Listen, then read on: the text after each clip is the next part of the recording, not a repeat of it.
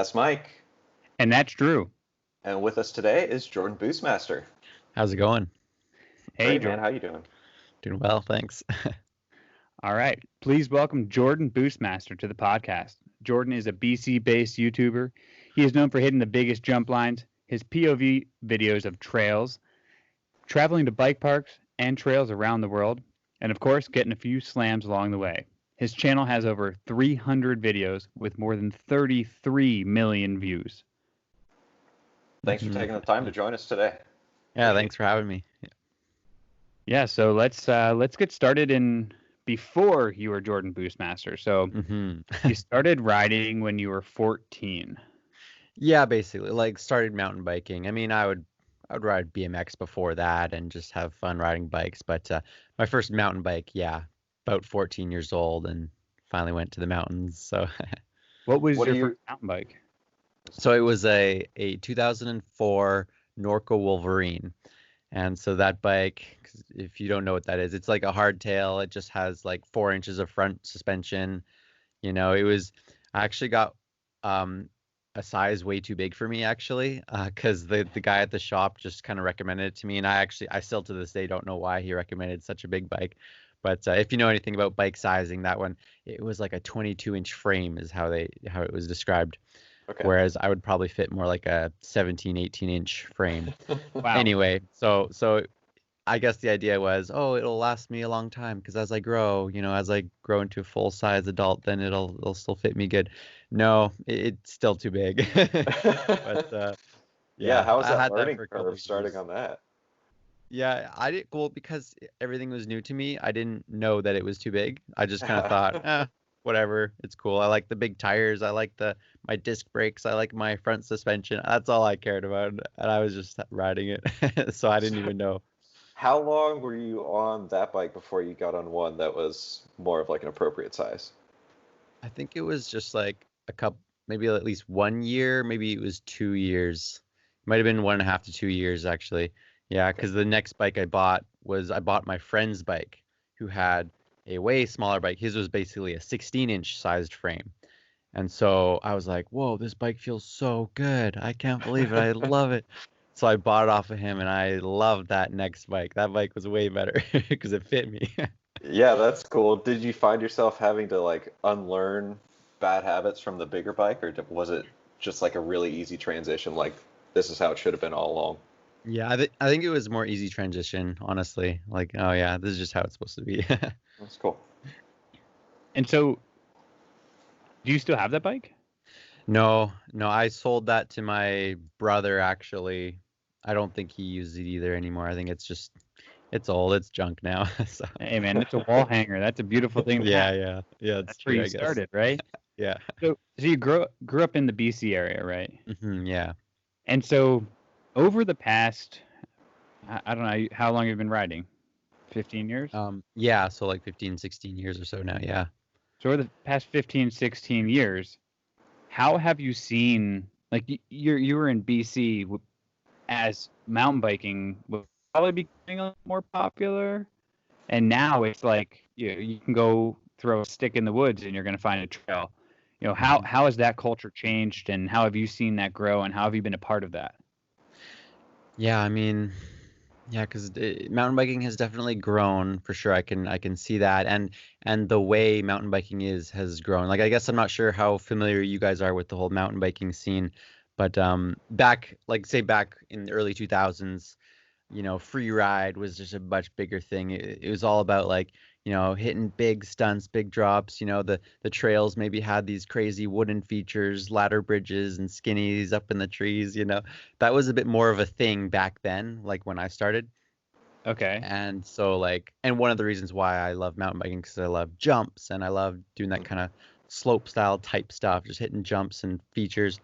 Over the years, especially today, it's a lot less freeride oriented and more enduro oriented. So for those who don't know what that means, that's just all the more popular bikes nowadays are geared towards pedaling uphill and also going downhill. It's kind of like a good mixture of everything, where you can have your do-it-all bike, you can pedal up and ride down everything. They're just less geared towards downhill and gnarly trails as maybe things used to be like 10, 15 years ago. I still am big into the downhill stuff and the free ridey stuff, which has kind of, I guess you could say, taken a bit of a back seat. It's not the mainstream thing in mountain biking anymore.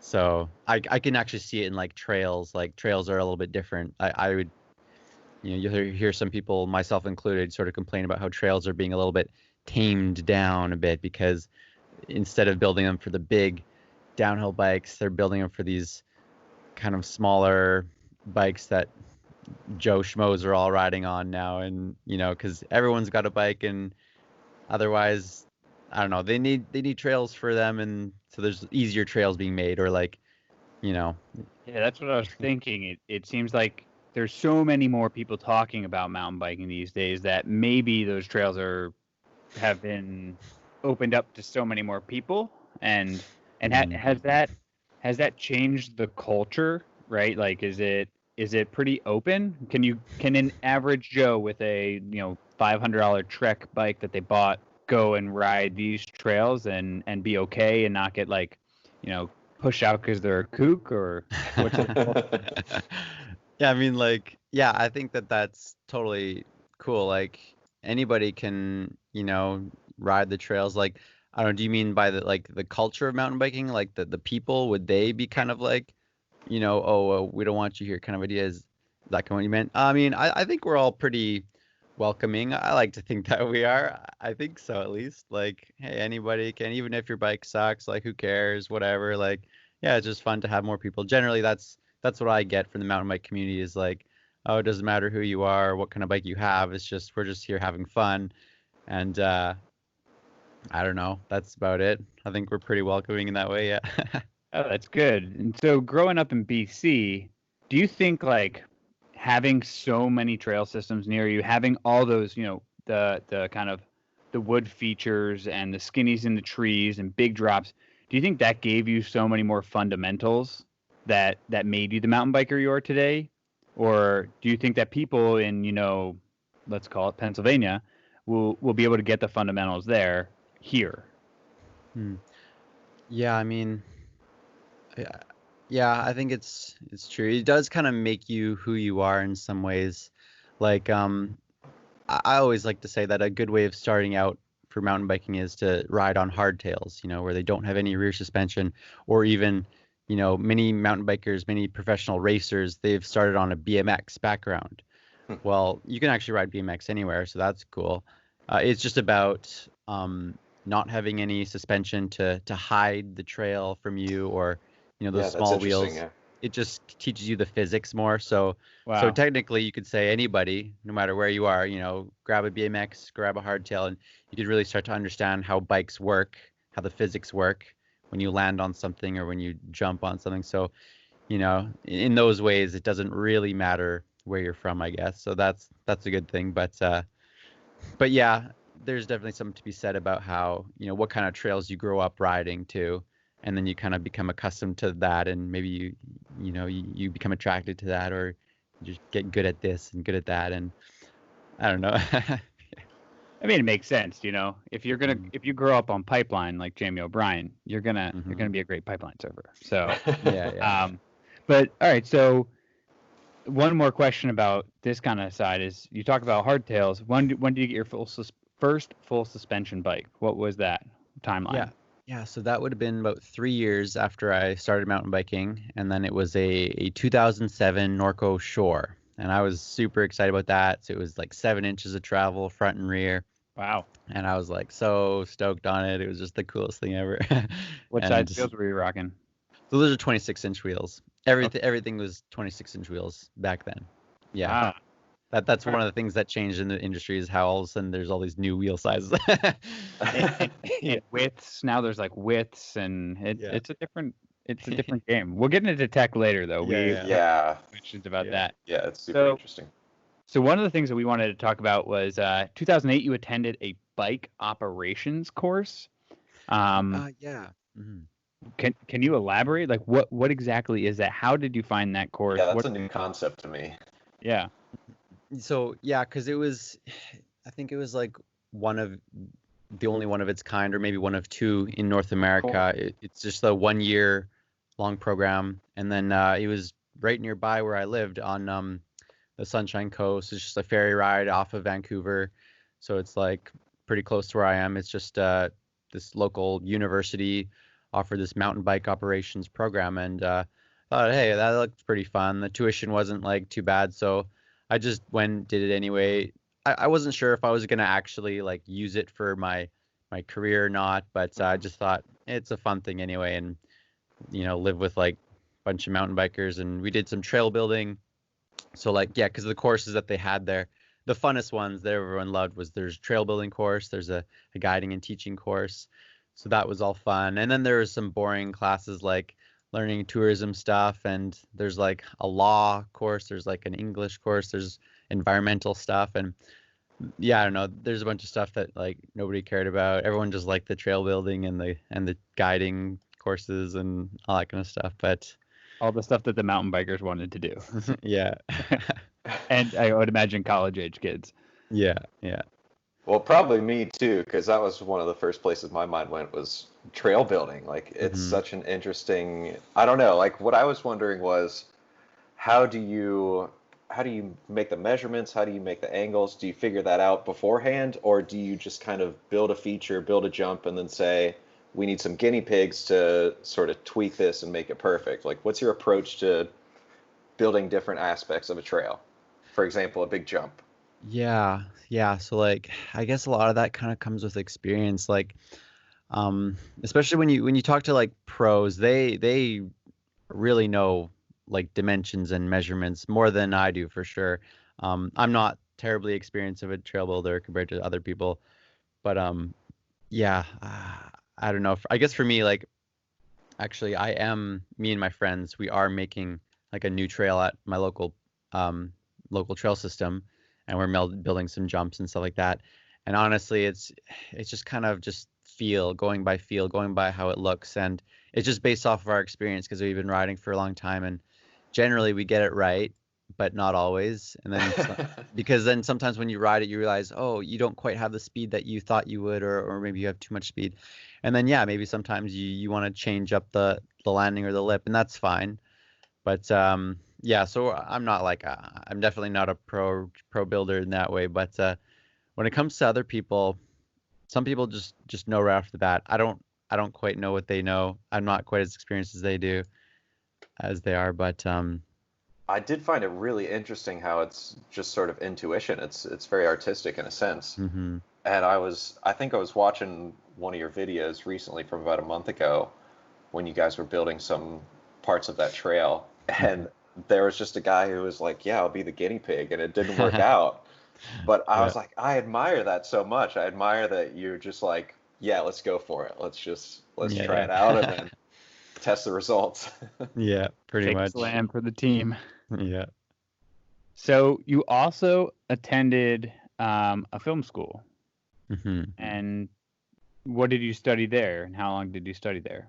Yeah, that was also just 1 year long, like a 12-month program. So I kind of liked that it wasn't too long. I mean, yeah, because for all this time, I've always been kind of into filmmaking. Like in 2006, for example, I got my first video camera, this like mini DV tape camera, and it was pretty cool. Like I love filming, and so like 2006 was also when I made my first YouTube channel. Yep. Different one called Bikerman13, and then I'd post a bit of everything. I'd post like random, just anything, mountain biking stuff. I'd make like stop motion videos, Lego stop motion, and so all this time I'm into the whole filmmaking thing. I like movies, I was also into acting even as well. That was just a phase, and then so anyway, so I go to this film program and you basically learned a bit of everything, which I quite liked. Script writing, directing, producing, editing, whatever, set design, I don't know, like literally everything, and I quite enjoyed that. And then I was most interested in just editing and filming. And do you feel like you learned enough to get you to where you are today? I feel like your editing skills are very, very good. I feel like you're producing this content very, very good. So is that because you took these classes, or would you have gotten that from trial and error? I mean, I think in some ways I could have got it from trial and error, but maybe it would have taken just a little bit longer. I don't know. Like I'm pretty happy that I took that film program. It kind of, yeah, maybe jump started a bit of my skills, I guess, in some ways. But yeah, because I even before that I was doing all sorts of editing. I loved just editing. I loved kind of editing with music and playing around with that was kind of like my favorite thing. The whole audio visual thing was really interesting to me, and so yeah, I would already put like so much work into things, and I don't know, the program just helped me Get some get a little farther. fundamentals under your belt. Yeah. So let's start talking about YouTube, right? Let's transition into the present and where we're at now, but not necessarily go all the way there. So 2006, Bikerman 13. That like 14 years ago, YouTube was a completely different beast. Yeah. Why did you decide to upload your personal life onto YouTube? And like, how have you seen YouTube change from 2006 to today? Yeah, I mean, oh man, because YouTube it just wasn't such a mainstream thing at first, right? Like it's just kind of the fun place to post anything. It was more of like because it was more of just a scaled down, just kind of community on YouTube, and you could it was cool because for the first few years you could really like get to know who's on YouTube, and you could actually keep track of like who the top people are and keep track of who the top 10 people are on YouTube, and it was like a condensed small community. It was so interesting. And then but yeah, obviously like as they opened up the idea of monetization, that started to kind of change why people would go on YouTube and what they would produce. I think it was like in 2012, around that area, around the time when I made this Jordan Boostmaster channel, they opened up monetization to everyone, I guess, or something like that. And then that also totally changed kind of everyone's kind of mindset about YouTube. And then along with the fact that it just gets bigger and bigger, I mean, yeah, now people post on YouTube for like a different reason than they did 10 years ago, because now they're like trying to build a business. Before they're kind of just having fun. So I don't know, there's a bit of that, I guess. But do you feel like you're still having fun? Yeah, I think so. Yeah, I am having fun. I would just say there are definitely times when it can just feel like work, because now I'm doing every week I'm uploading, but like I love it, like I enjoy, and this is what I've always wanted, was to make a living working for myself, and now I am making a living working for myself. So I achieved that. I'm so happy. It took a while, but yeah, like it's awesome. But yeah, there are times when it's like I feel there's the pressure to make sure I get something out, but generally, it's just totally fun though. Yeah, how do you approach that pressure though?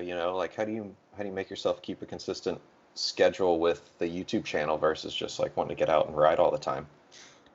I mean, generally what kind of what happens is I get a whole bunch of content. I go riding here and there. I film stuff, and then I end up getting a whole backlog of footage, and then so what happens is I can't actually upload very real time or up to date.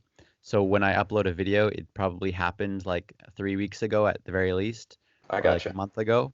And that's actually a good thing for me in order to keep the consistency going, in order to keep the schedule going. Because the problem, if I sort of run out of content and I sort of catch up so much that like I actually don't know what I'm uploading the next week, that's sort of the worst place for me to be in. I hate that. And that's actually happened basically in the last like month or 2 months now. The whole COVID stuff did not help. Also, I crashed pretty good in March, where I had like a mild concussion, where I had to just like take a bit of a break for a bit.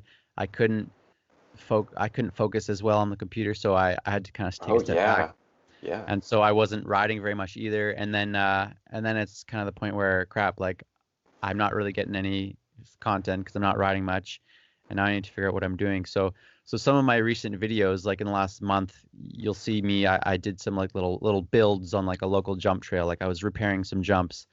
That wasn't entirely part of my plan. I was like, okay, I gotta do something. This is a good idea. Build videos are popular. Let's do some building. And then I just kind of decided that on a whim. The videos are doing pretty well, but it does add stress when I'm like, I actually have to figure something out this fast for the next week. I hate that. I really hate that. I'm more of a planner. I just need to kind of, I don't know. I like working on like 5 different videos at once and then just kind of having, oh yeah, this will really be up.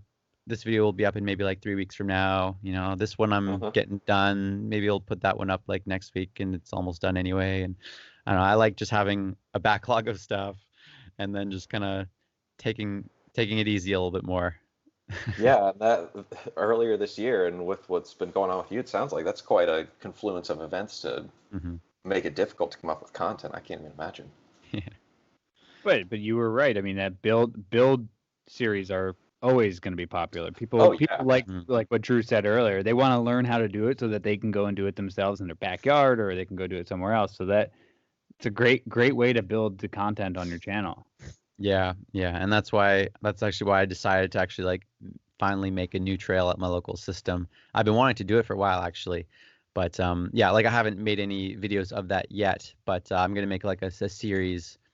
Oh, cool. You know, like because I've done like other, you know, there's other little build videos that I've been doing, but what I'm talking about now, making a new trail, yeah, I haven't even posted anything of it yet, and then yeah, there'll be like a whole like series, so like a bunch of videos in a row, just like documenting the creation of this trail start to finish. So I hope that'll work really out well. Cool. Yeah, I'm already super interested in that, I can tell you. I'm curious too, like when you're going to build a totally new trail, do you approach it having specific things in mind that you want to accomplish? Do you approach it on like, okay, this is the piece of land that we have to work with. What can we do from that land? What has been your approach to just totally starting from scratch? Yeah, so like, because at first I was scouting scouting in a couple areas on our mountain, and because I wanted to make something with like jumps, I wanted to make something kind of flowy, maybe make as big of jumps as we can fit. I was pretty happy to find this area that was somewhat open, and there's a lot of stinging nettle and like ferns on our local mountain. It's kind of annoying because it means there's so much to clear out, but like in terms of like trees, you know, there's not much rocks. There's some little sparse out trees. I just found a nice area where, you know what, all we got to do, we just got to clear out a ton of these little bushes, stinging nettle. It's really annoying, but you know what, we actually got some good clearance and space to build jumps, to build berms, and because that's the trail that me and my friends were wanting to do, just a flowy trail, sweet berms, some jumps. Yeah. And but yeah, we want to use the land though. We want to like take advantage of the land for sure, right?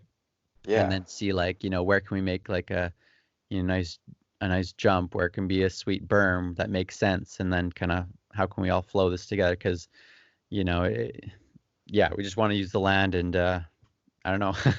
Are you hiking back up? Are you building a like? Are you linking with a fire road? How are you getting back to the top?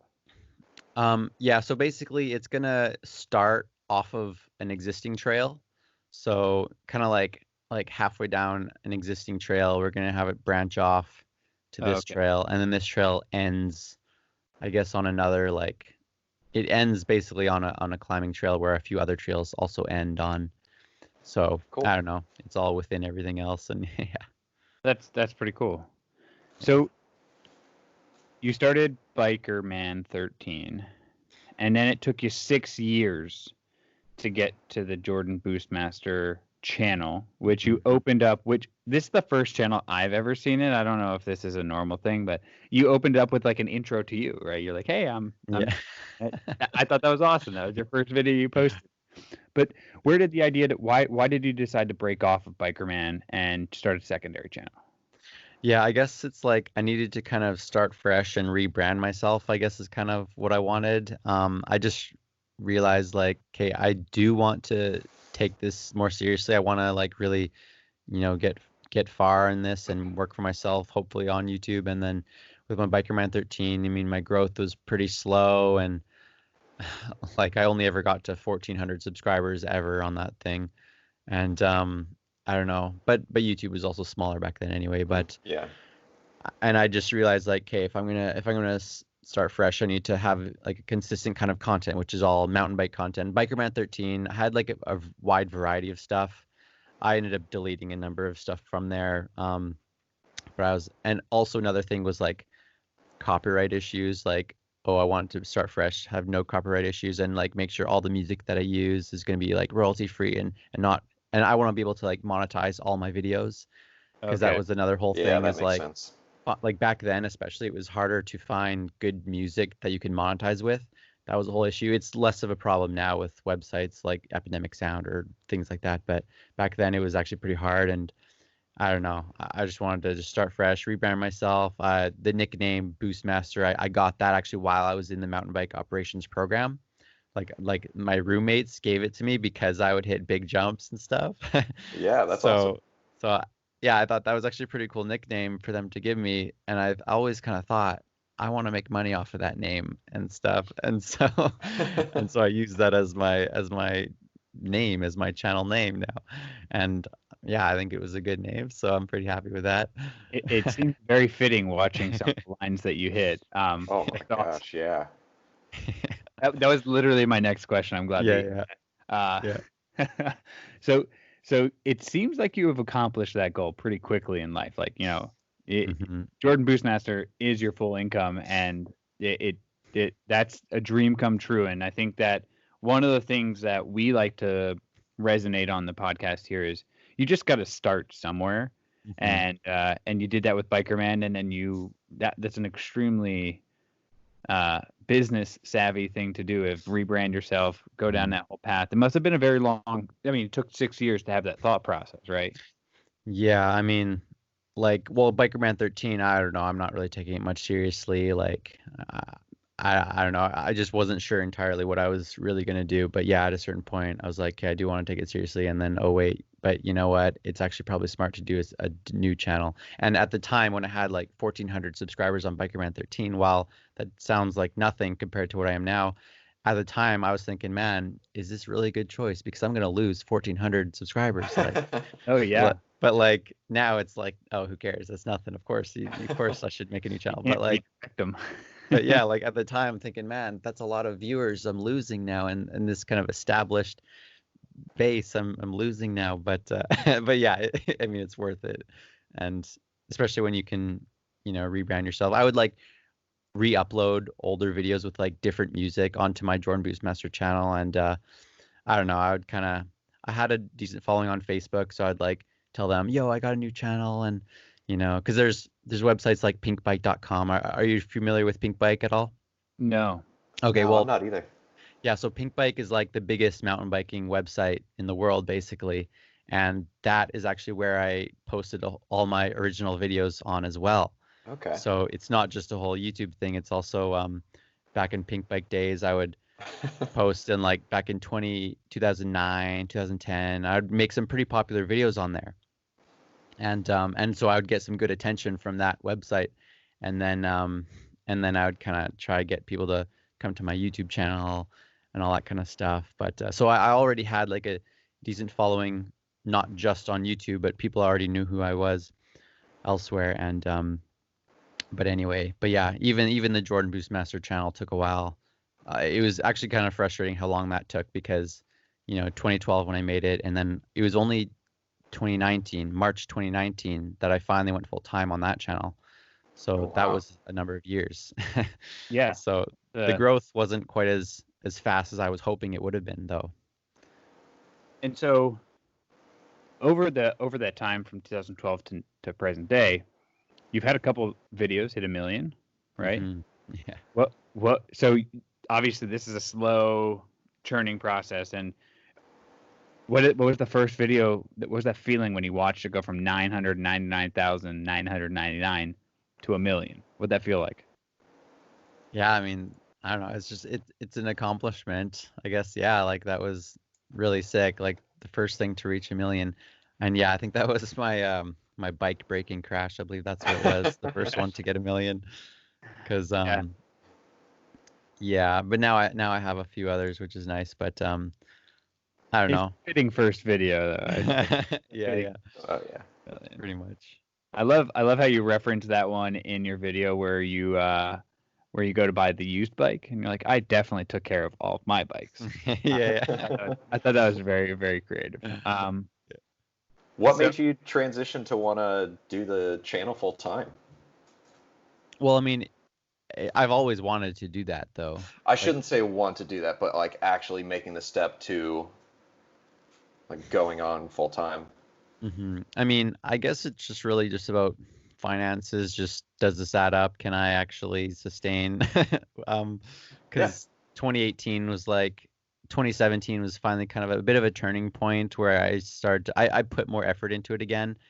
I used to be uploading every other week before, and then I uploaded every week starting in 2017. Yeah, that's something that I was kind of hoping to get at too. Like, was there a direct relation to, in this case, your effort, your frequency, uploading videos, and how much that gave you in return? Yeah, because yeah, I mean, also what helped though is I just got more motivation back again, and that was the reason why I was able to upload like every weekend. And because what was happening is, you know, back in 2012, 2013, 14, there was not much mountain bike stuff on YouTube. Kind of like how I talked about, there's Pink Bike. Many Hmm. people would use pinkbike.com as the place to watch and share all their mountain biking videos. Yeah.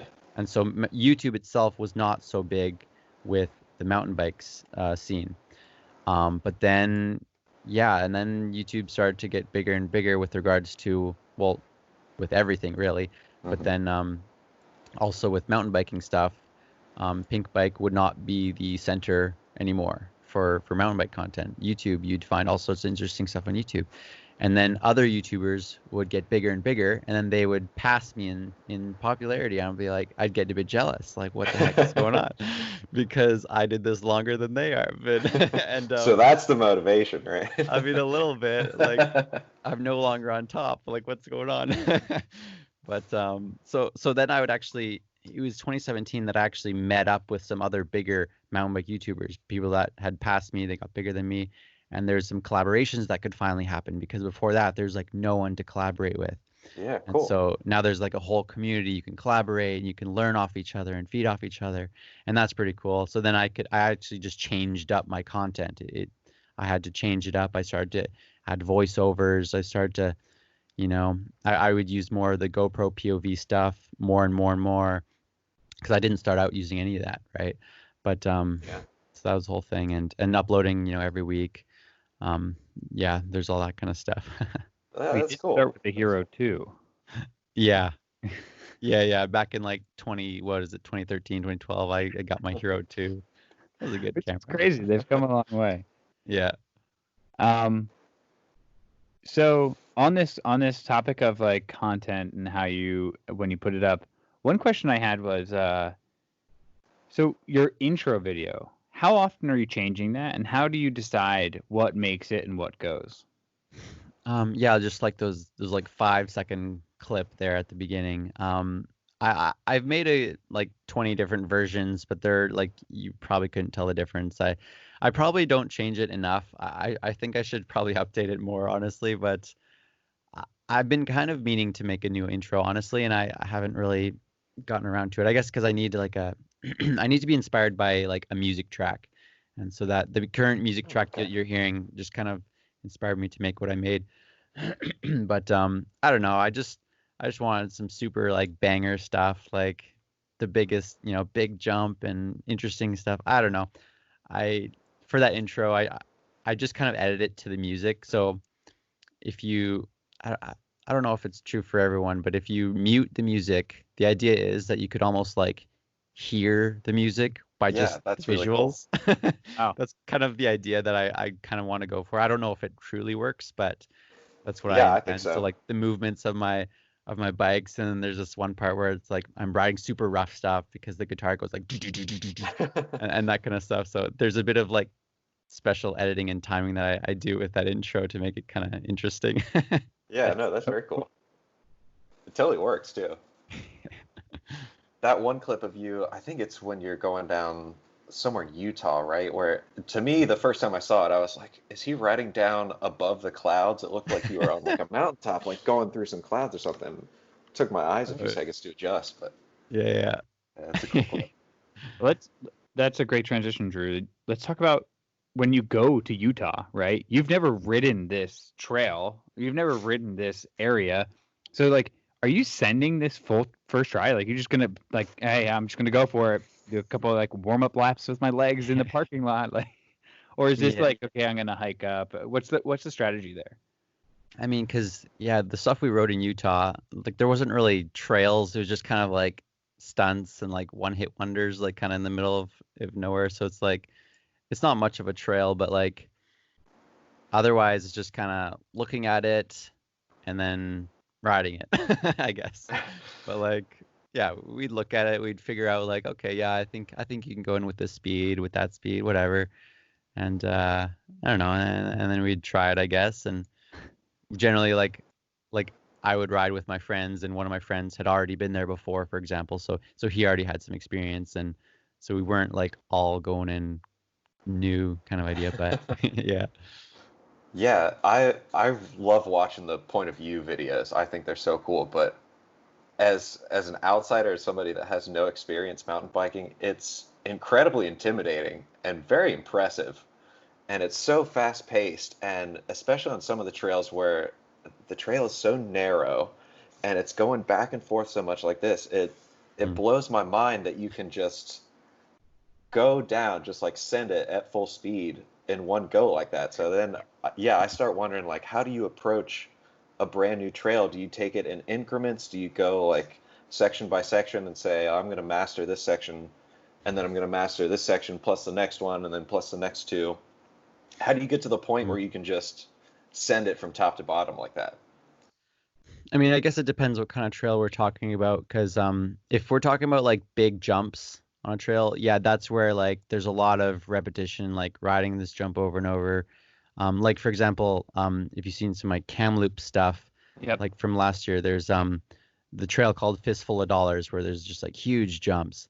And yeah, I made like a whole video on like finally getting the trail, like connecting it all, because they're big jumps, and like I could do these two in a row, and then just feeling like, okay, do I have the speed for the next one? Yeah, I'm feeling good. Okay, then connecting that third one in a row, hiking up again, and just kind of keep doing those before I like, oh yeah, I can connect it all.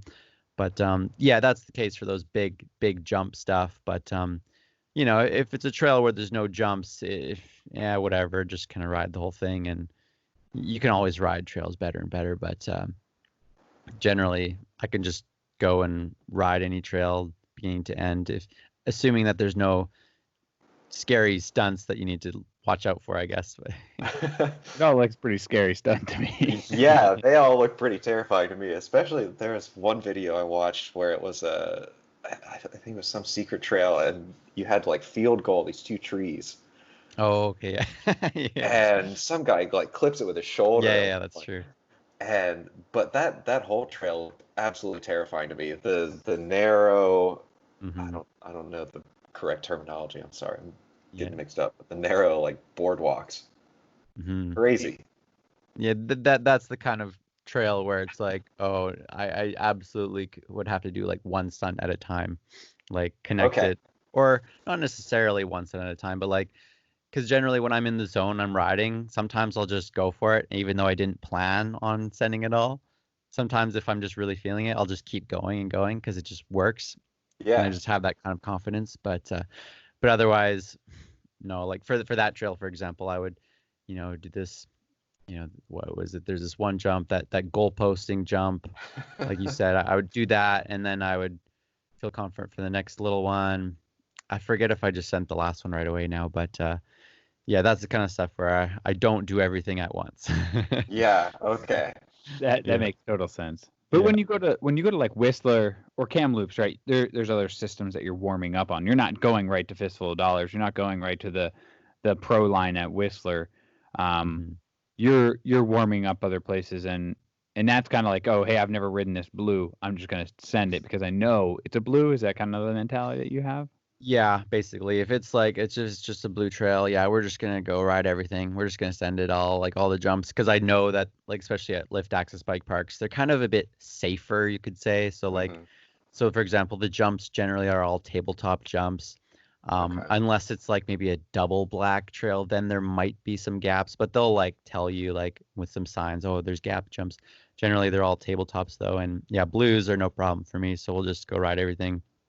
Mostly this case with blacks, or if they're like techie trails, we'll just go send it all. We'll just go ride it. But I don't know. Maybe a friend has ridden in. You just kind of give us a heads up. Oh yeah, there's this kind of interesting jump there, and mentions like, oh, okay, don't go too fast, or you do want to make sure you keep your speed for that one jump. And okay, that's cool. And then we'll just go ride it all and see how it goes. And are That's you cool. typically like you go to Whistler? Are you sessioning the same trail all day, or are you? Hey, I mean the place is massive, right? Mhm. Are you bouncing around between different lifts, different trails, or what's the mentality when you go? Yeah, I love variety. So like I can't ride the same stuff over and over again. So like yeah, even like my favorite trails, I'll ride them like 3 times at the most in a day. I just need to ride everything. I Yeah. love I love just keeping everything, keeping variety and everything. So, there at Whistler there's just a couple different lifts to go on, like a lower lift, a higher lift to go higher, and yeah, no, I just do a bit of everything. Where do they drop you at that like uh I don't know, food court at the top? Um, yeah, like have you been to Whistler? Like, are you Yeah, familiar with yeah. it? Like, yeah, because the chairlift names are called the Fitzsimmons Express. That's the first one, the lower one, and then there's the Garbanzo Express that brings you almost to the top and not quite to the top. Um, y yeah, there are some little restaurant buildings somewhere up there, I guess, but yeah, there's just a couple of those lifts, and yeah. But it's I mean you go out there for like they have amazing. Is that where Crankworks is? Yeah, yeah, like there's Crankworks, Whistler. Yeah, there's a few different Crankworks around the world, Okay. but yeah, Whistler, yeah. And so I did see like you've kind of transitioned from going to those events on your channel to now just focusing on riding yourself. Or is that stuff that you're going to bring back into your channel? Yeah, definitely. Well, so first of all, Crankworks has been canceled this year, so that sucks. Naturally. But yeah, I mean, I don't go to a ton of those events. I don't think I really necessarily changed so much of my channel. It's just Whistler Bike Park's not open yet. Normally, it would have been open at this Okay. time. It normally opens May long weekend, and it's still not open yet. But they're saying it should open either the end of this month or early July. So, and then there's some other bike parks in BC that are saying yeah they'll be open pretty quickly. So I'm gonna be going to those for sure. But I don't know. I go to a couple events, not too many, but they're always fun to go to. Yeah. Is there like a pass? Usually like an epic pass to get through to all the parks? Um, for like just for bike park riding, Bike park. Yeah. like any single pass that works for all of them. Yeah. No, I don't think there is. I thought I heard of something like that before, but I'm not sure. I just buy like individual day passes for different parks, or like for Whistler, I ride there more often. I buy like a 10-day pass, for example. Never Okay. really buy a season's pass. I don't ride there enough for that, Yeah. but yeah. And so when you go to these parks, you're just going for like 1 or 2 days at a time, and then you're going like 5 times a year. Yeah, generally. Yeah, like sometimes like for Whistler, I'll do day trips. Like I'm 2.5 hours away from Whistler. Sometimes we just do day trips.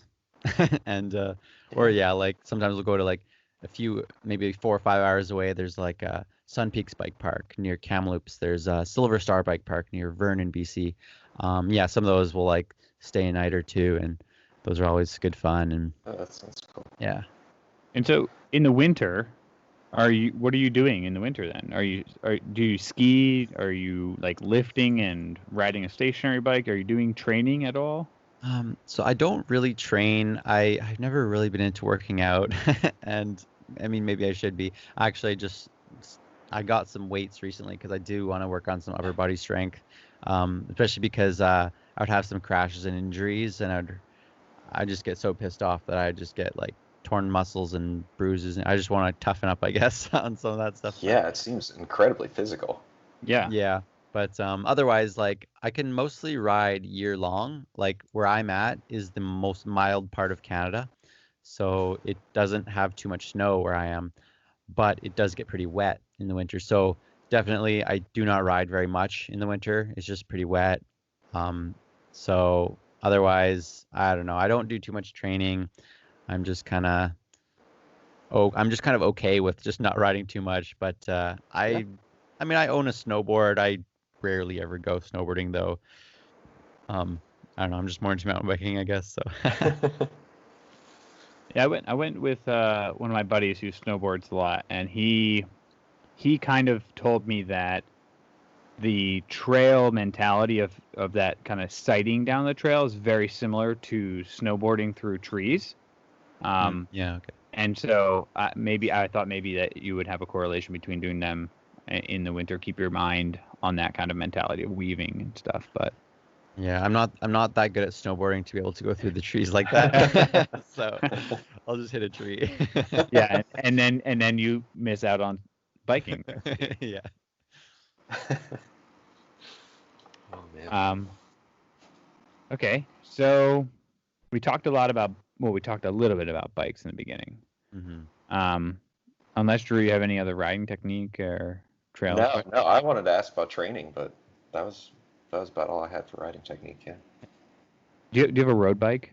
No, I don't. Okay, so what's your current bikes that you have? How many bikes do you have?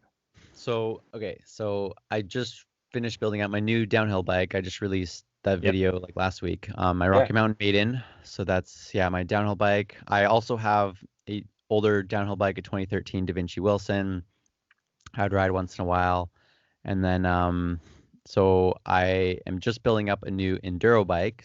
So that's a smaller travel bike. It's good for like pedaling up and riding all sorts of fun trails.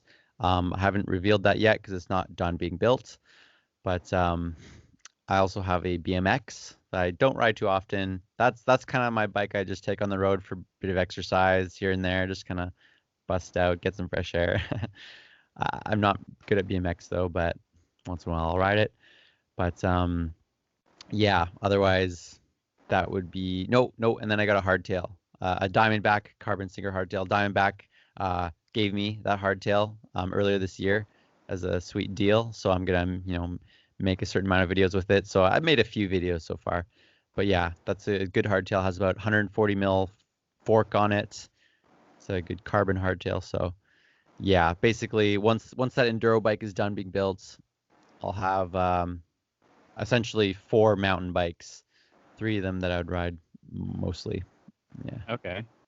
And so the two that are new the one that you're working on now and the Iron Maiden, Mm-hmm. it seemed like you picked every component on that. It was not off the shelf. Mm-hmm. That's right, So- basically. Yeah, because the Maiden, I just bought the frame Right. from a guy, basically unused, but yeah.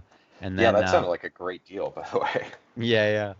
And then yeah, I got some companies to hook me up, like Marzocchi gave me the suspension for that bike, and then also Shimano gave me a bunch of components, and I love Shimano a lot, so that's pretty awesome.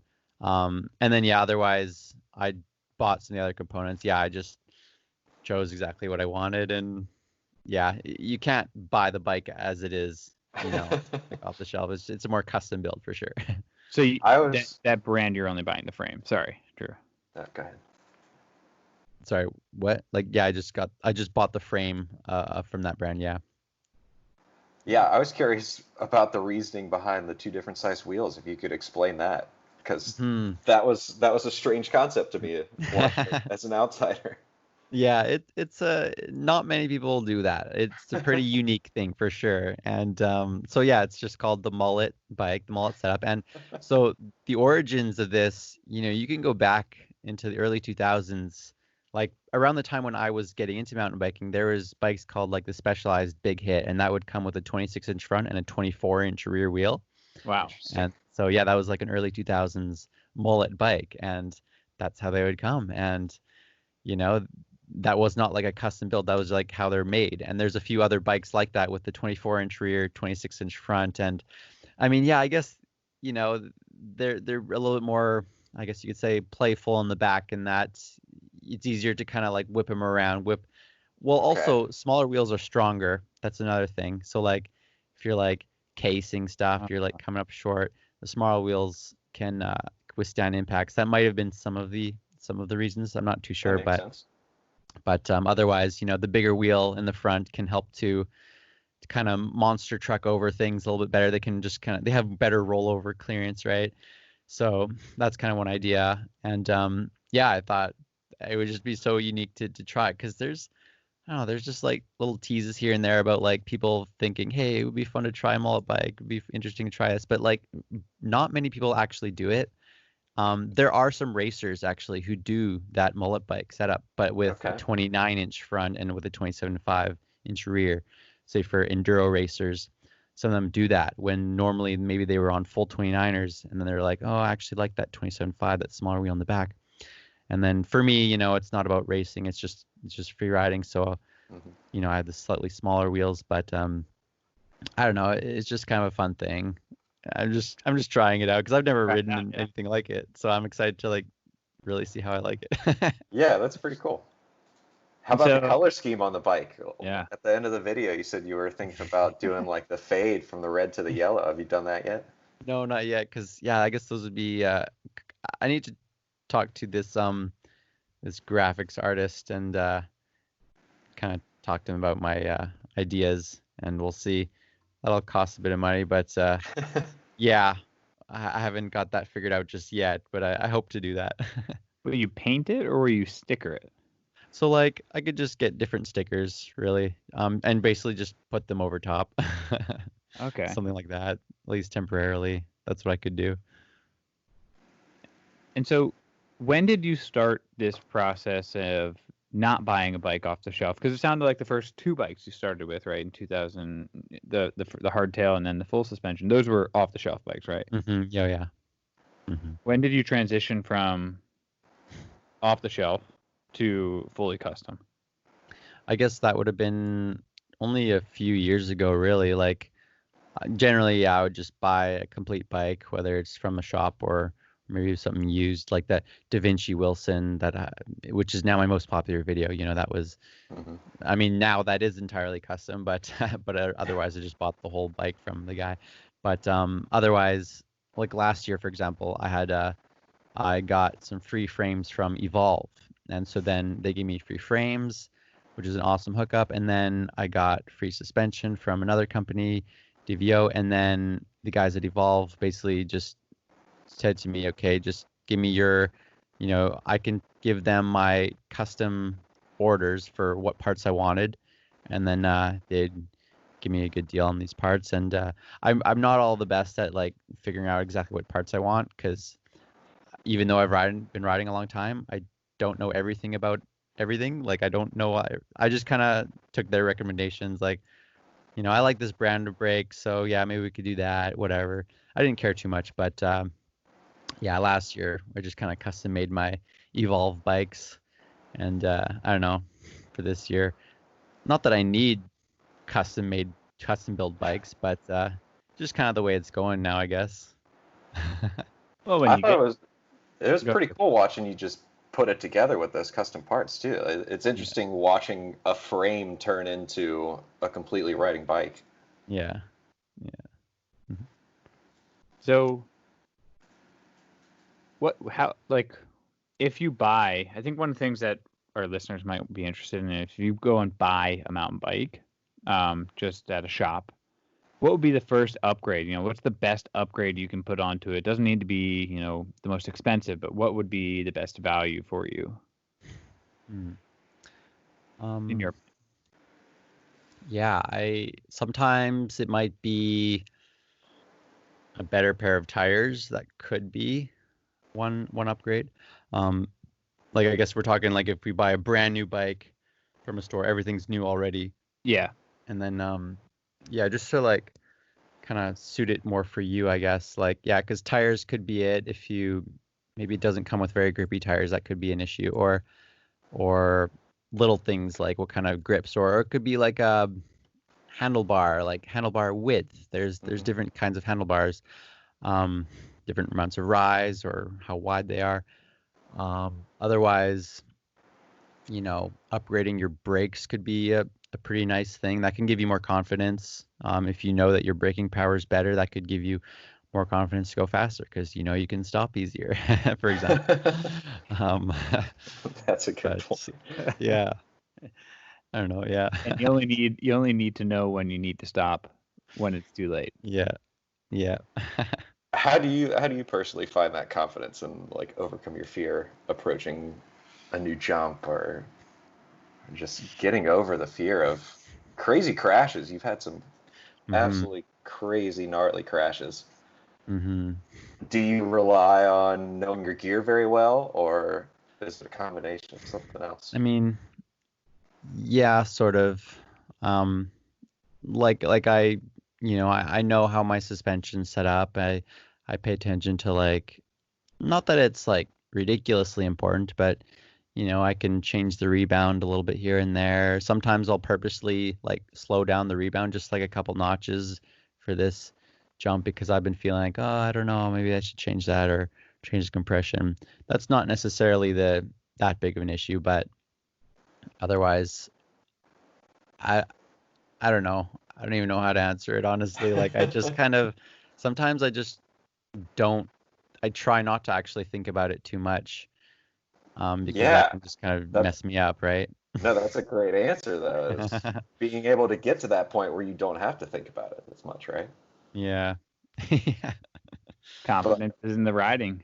yeah, Mm. it's so critical too. I think that's what struck me is just how, I don't know, a centimeter on a ramp can make a difference between landing it smooth and casing it really hard, or a brake tap and slowing down a few miles an hour is going to be a big difference in how you land that jump. It's crazy.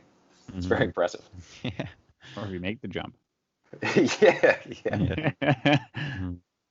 um, so another bike question I have is electric mountain bikes are becoming very popular. Mhm. What are your thoughts on the electric bike craze? I mean, I'm not planning on getting one anytime soon. I don't have any plans for that. I view them more as like tools than just toys. Like Mm. it's a tool to really, it can give you more and more laps, right? Like that's the whole advantage people tell you about. Like, oh, I can bust up and down, up and down. I get like twice as many runs. And okay, that's cool. That could be like I see that as like a tool for like, getting your exercise, getting training in, I don't know, or like just getting to a place. Maybe if you're trail building, using an e-bike is pretty nice just to get to your trailhead to start doing your work. It's just a nice transportation tool. I just am not very interested in the whole e-bike as the fun tool. I don't know.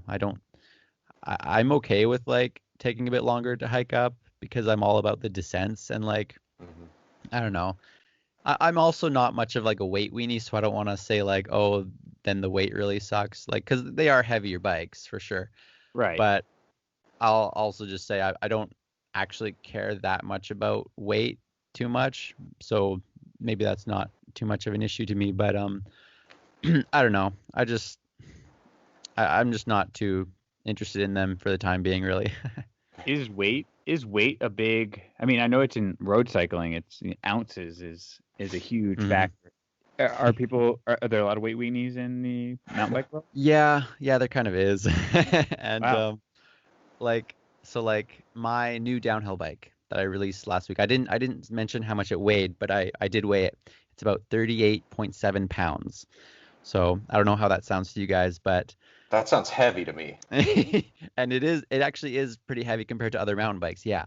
So it's actually the lightest downhill bike I've had. My others were closer to That's 40 pounds. crazy. But if you look at like say the general enduro bikes, the kind of bikes that are the most popular nowadays, Yeah. um, they will be low 30s generally, low Wow. 30 pounds. So 33 pounds, I don't know how much my new enduro bike is going to weigh, but I'll be pretty happy if it weighs 33 pounds. I think it might be a bit more. I don't know. I don't care enough about like weight, so my stuff is a little on the heavier end, but because I care a bit more about strength and just not having parts breaking and stuff like that. But Oh yeah, absolutely. but like compared to say older bikes, older downhill free ride bikes used to weigh like 50 pounds, like early 2000s easily they'd weigh like 50 pounds, even more than 50 pounds. And nowadays the e-bikes, even though they're like carbon frames, they got carbon this, carbon that, because of that battery in there, they also weigh closer to 50 pounds. And so there's kind of a funny similarity now in the weight between these new e-bikes and old school freeride bikes. They're like the That is same weight. funny. Yeah. Those e-bikes, they'll beat that quick. Yeah, Okay, yeah. right, real light. Yeah, they will. I'm sure. Yeah, I know. Yeah, they're already coming so fast. I mean, my Yeah. my wife's father-in-law is like loves e-bikes. But Yeah. it makes sense, I guess. Like I see your point of it as a tool. It's definitely it's a great way to look at it. Yeah. So what's the future look like for you? You know, what are you looking to release? Where are you taking the channel? How are you going to grow your channel to, you know, the next step is 250 subscribers, then 500, then we're looking at 1 million, right? Is it what is it? I mean, because I do like a lot of what I'm currently doing, which is just kind of documenting my rides here and there, going to fun places and trails.